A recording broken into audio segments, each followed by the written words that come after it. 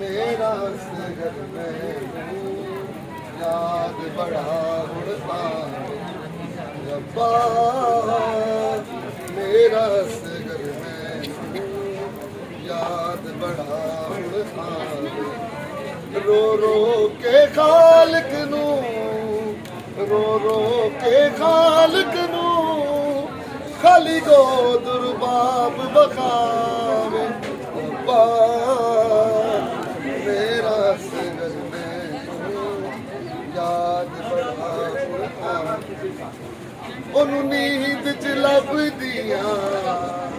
आवे होश ते लभदा नहीं ओनू नींद च लभदियां आवे होश ते लभदा नहीं मेरे कोल सुता जीवे मेरे कोल सुता जीवे पल पल ते भुलेखे पावे रब्बा मेरा सगर में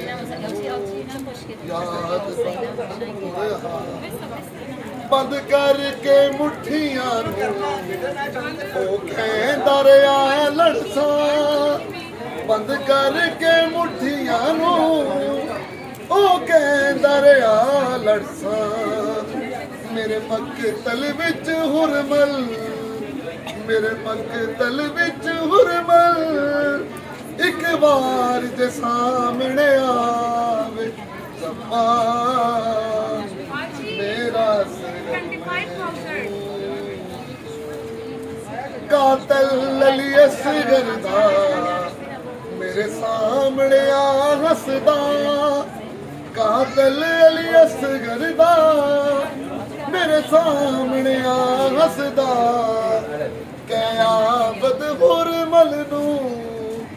कयामत हुरमल नू मेरे सामने ना ओ आवे मेरा सगर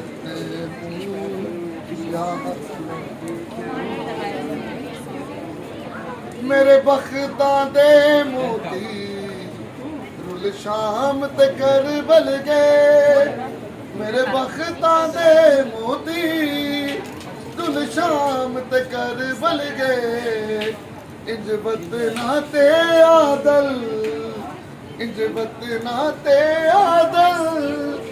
कोई उजड़ के माना जावे रब्बा मेरा सगर में पर मोहम्मद वाले मोहम्मद सलावत अल्लाहुम्मा सल्ली अला मोहम्मद वाले मोहम्मद। मोमिनीन ये मकाम वो मकाम है